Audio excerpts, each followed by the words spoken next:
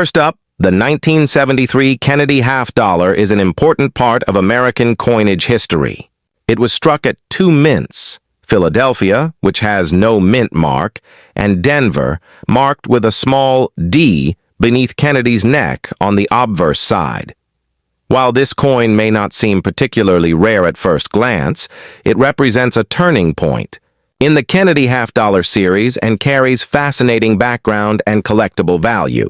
The Kennedy half-dollar was first introduced in 1964, just a few months after the tragic assassination of President John F. Kennedy. Americans were still mourning, and the U.S. Mint responded quickly by replacing the Franklin half-dollar with a new design honoring JFK. The 1973 issue came nearly a decade later, during a time when the coin was still popular, but changes in its use and distribution were becoming more apparent. By 1971, all Kennedy half-dollars were composed of a copper-nickel-clad composition, having dropped the 40% silver content that had been used in earlier years. The 1973 Kennedy half-dollar continues with this copper-nickel-clad design, consisting of an outer layer of 75% copper and 25% nickel bonded to a core of pure copper. These coins weigh 11.34 grams and have a diameter of 30.6 millimeters. One of the most interesting aspects of the 1973 Kennedy half-dollar is that it was not issued for general circulation. That's right.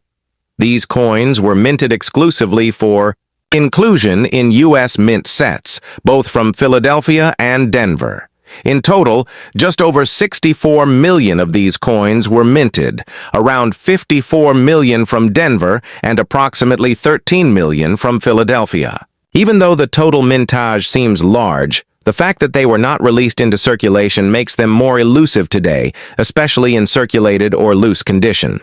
Collectors today look for 1973 Kennedy half-dollars in high grades, especially those with strong luster, full details, and minimal contact marks.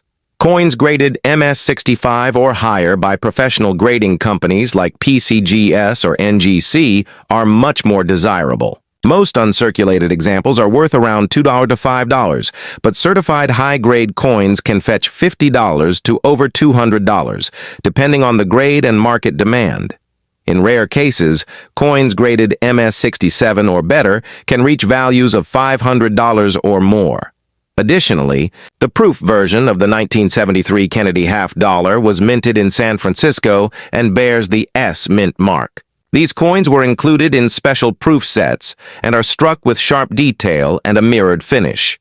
While common in the market, deep cameo examples in perfect PR70 grade can command values above $75 to $150. There are also some minor errors and varieties known for this year. These include die cracks, off-center strikes, and a few double dies. While most are not dramatic, collectors often seek out these small varieties to complete their Kennedy half-dollar sets with a unique twist. Overall, the 1973 Kennedy half-dollar may not be the rarest or most valuable coin at first glance, but it holds a special place in numismatic history. It represents a period where the half-dollar was beginning to fade from daily use, yet remained popular among collectors. Its limited release through mint sets means many people may have overlooked it in their change jars, making it a fun treasure to hunt for in old collections or estate finds. Next up, the 1968 Kennedy half-dollar is a coin that carries both historical significance and collector interest. Struck just a few years after the assassination of President John F. Kennedy, this coin reflects a time of national mourning, pride, and transformation in U.S. coinage. The Kennedy half-dollar series began in 1964, and the 1968 coin marks one of the most important issues in the entire series, especially for those who appreciate silver content and transitional minting practices. The 1968 Kennedy half-dollar was the first in the series to be minted exclusively at the Denver Mint, and you can identify this with the small D mint mark located just below Kennedy's neck on the obverse side. Prior to 1968, Kennedy half-dollars had been struck at both the Philadelphia and Denver mints, But in 1968, the U.S. Mint made the decision to streamline production and mint the half-dollar only in Denver for circulation, while proof coins were struck in San Francisco. In terms of composition, the 1968 Kennedy half-dollar contains 40% silver, which makes it particularly appealing to both collectors and precious metal investors. From 1965 to 1970, the U.S. Mint produced Kennedy half-dollars with a silver-clad composition. These coins consist of an outer layer of 80% silver and 20% copper, bonded to an inner core that is 79% copper and 21% silver. The total silver weight is approximately 0.1479 troy ounces.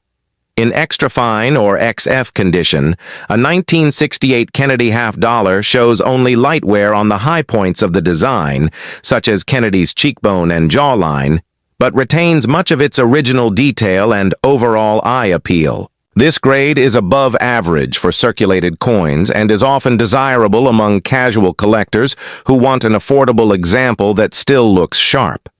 The value of a 1968 Kennedy half-dollar in extra fine condition typically ranges from $6 to $8, primarily due to its silver content. However, prices can vary depending on the current spot price of silver.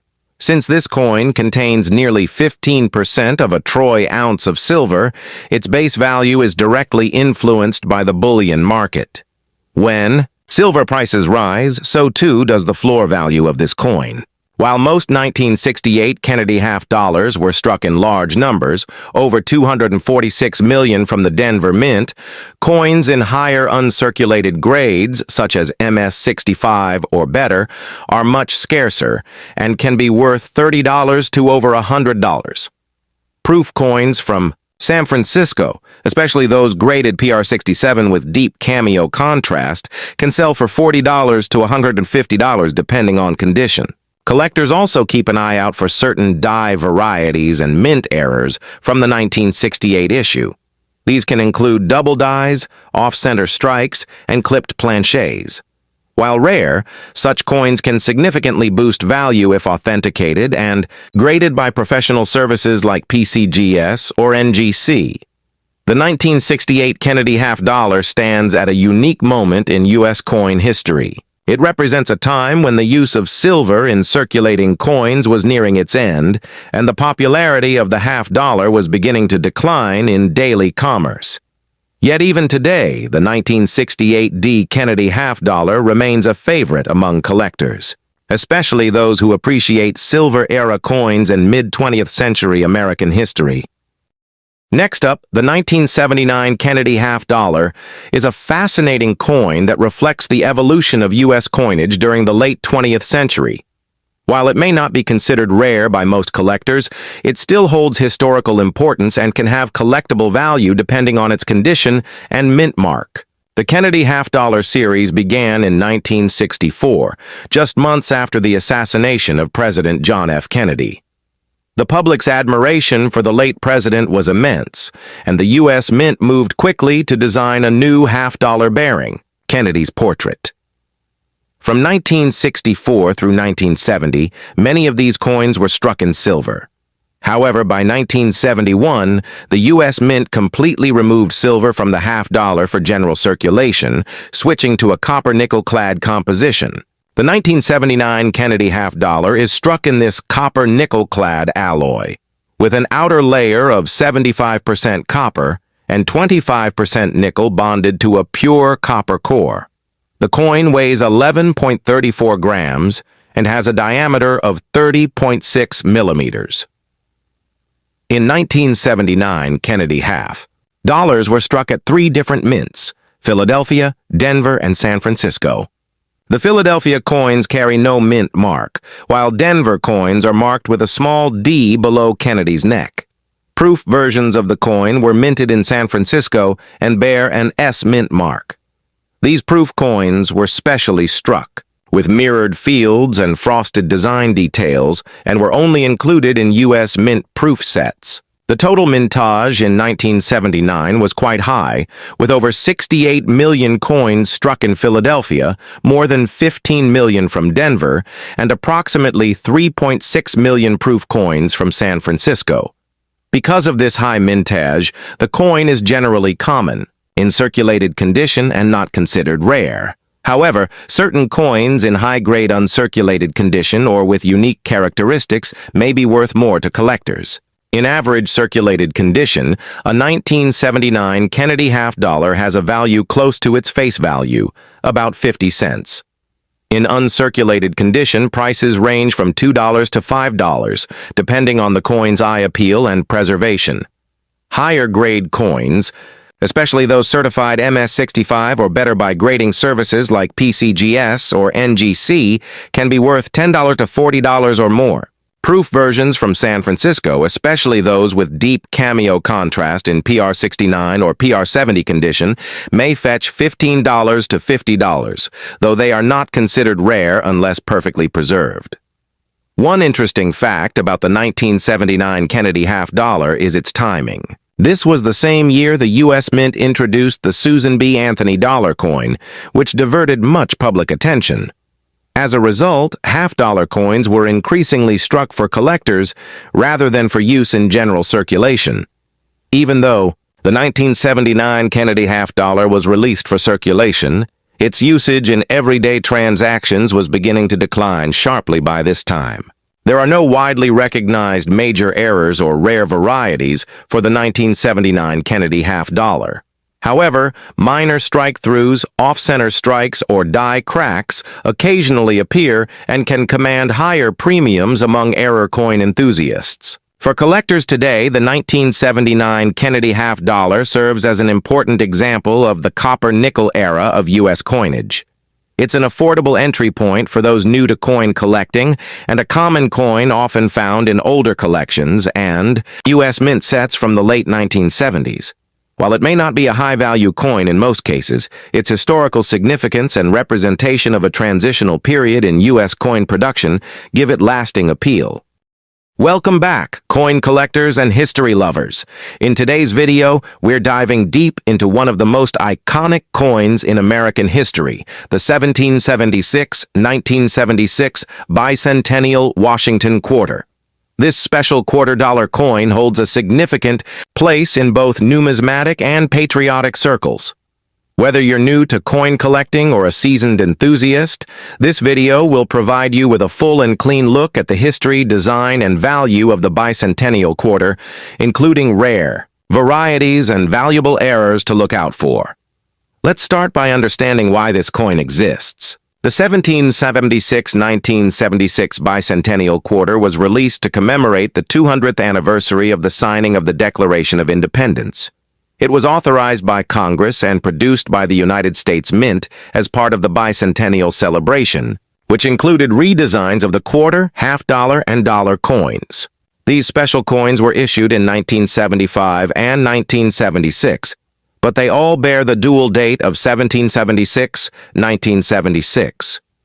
No quarters dated 1975 were ever produced. All quarters made during those 2 years carry the bicentennial design. Now, let's talk about the design.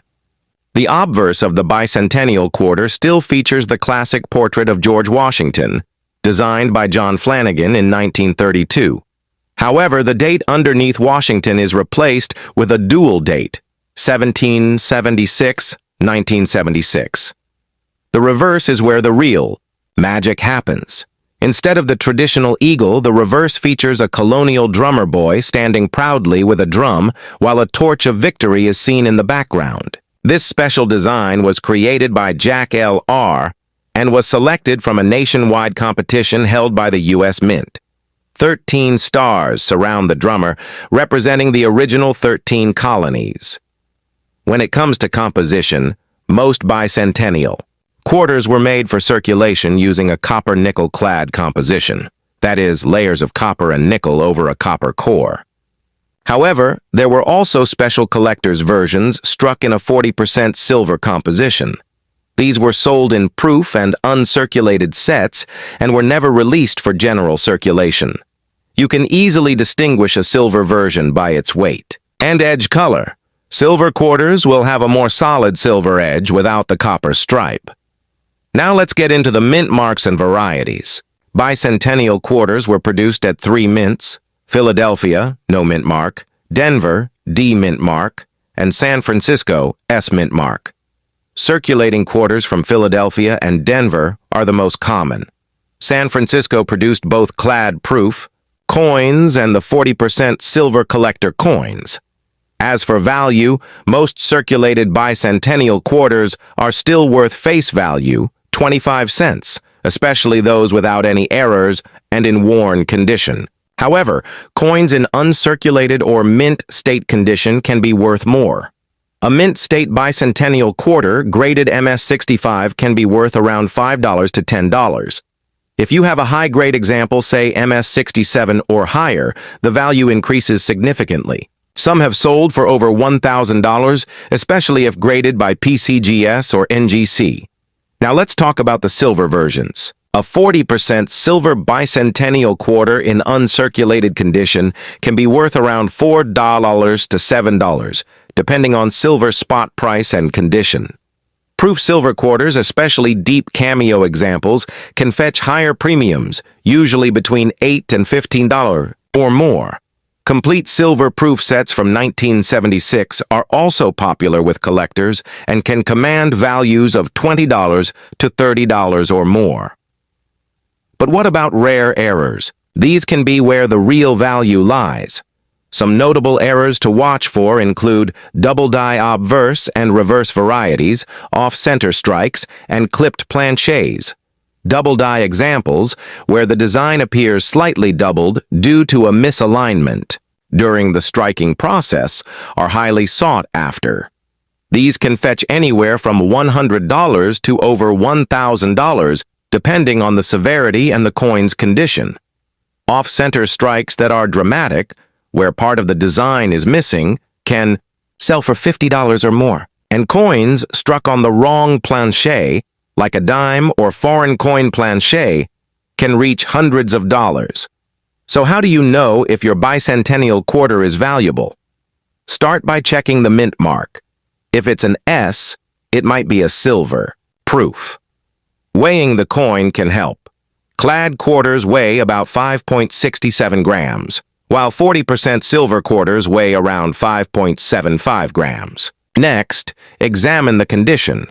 Coins with no wear, original luster, and strong strikes are more valuable.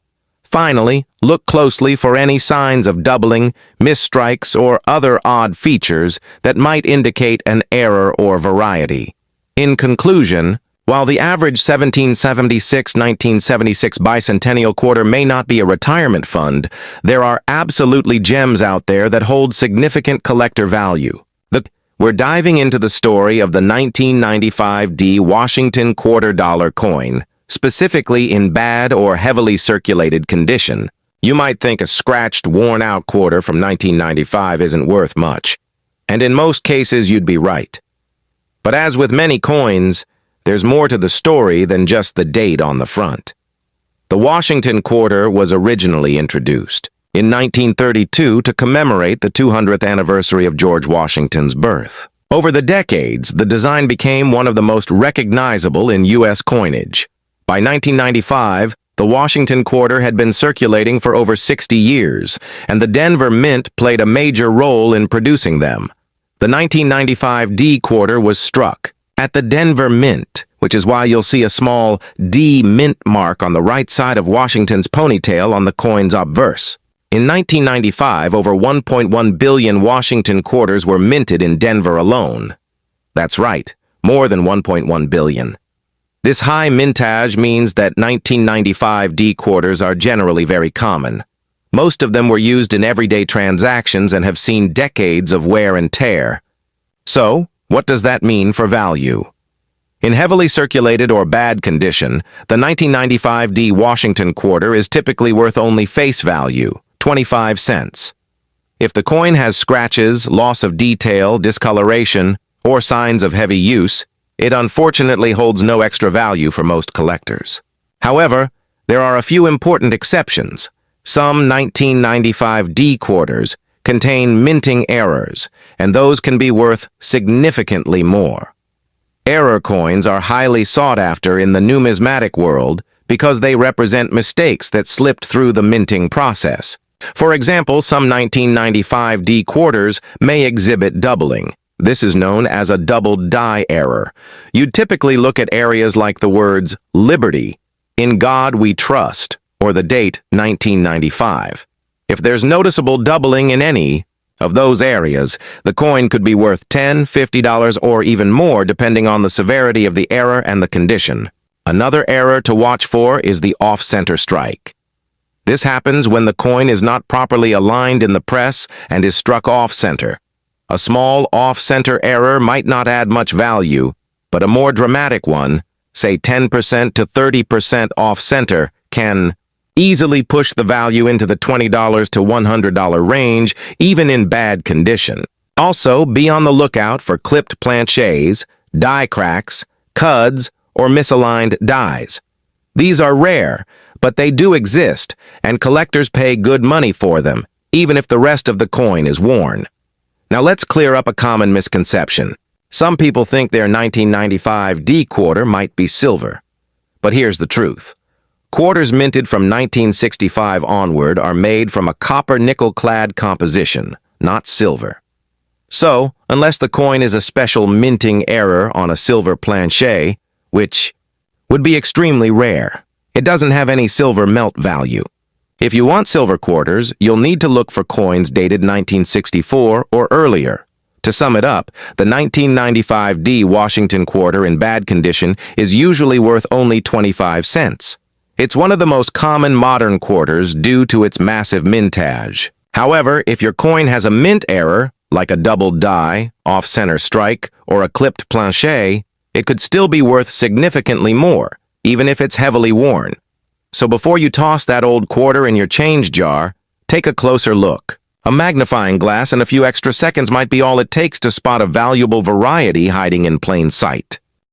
Next up, we're going to take a closer look at the 1968 Washington quarter dollar coin, especially when it's in bad condition. Many people wonder if their older pocket change might have hidden value, even if it's scratched, worn down, or heavily circulated. So, let's explore the history, production, and potential value of the 1968 quarter. The Washington quarter was first issued in 1932 to honor the 200th anniversary of George Washington's birth. It was intended to be a one-year commemorative coin, but due to its popularity, the design became the permanent replacement for the standing Liberty quarter. For decades, the obverse of the coin has featured a profile of George Washington, and the reverse showed an eagle with outstretched wings perched on a bundle of arrows, with olive branches beneath, symbolizing both strength and peace. The year 1968 marked a significant shift in American coin production. Just 3 years earlier, in 1965, the U.S. Mint had removed silver from circulating dimes and quarters due to rising silver prices and coin hoarding. Prior to that, quarters were made of 90% silver. But starting in 1965, including the 1968 quarter, the U.S. Mint switched to a copper-nickel-clad composition.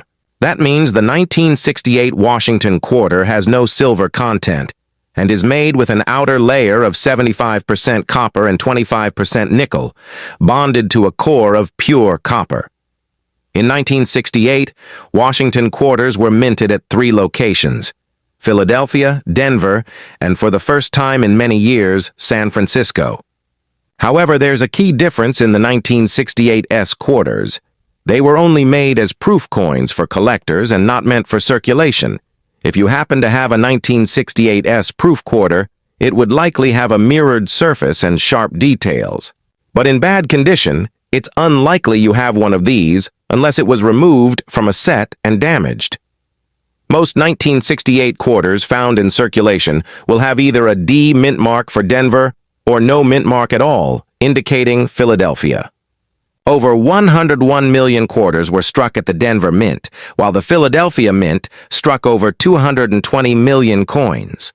That means the 1968 quarter is fairly common, especially if it's been circulated for decades and shows heavy signs of wear. Now let's talk about value. If your 1968 Washington quarter is in bad condition, meaning it has significant wear, scratches, nicks, or discoloration, it will generally be worth only its face value of 25 cents. These coins were produced in large numbers and without silver content or collectible quality. Worn examples are not rare. However, there are always a few exceptions that can make even a bad condition coin worth more than you'd expect. One thing to watch out for is mint errors.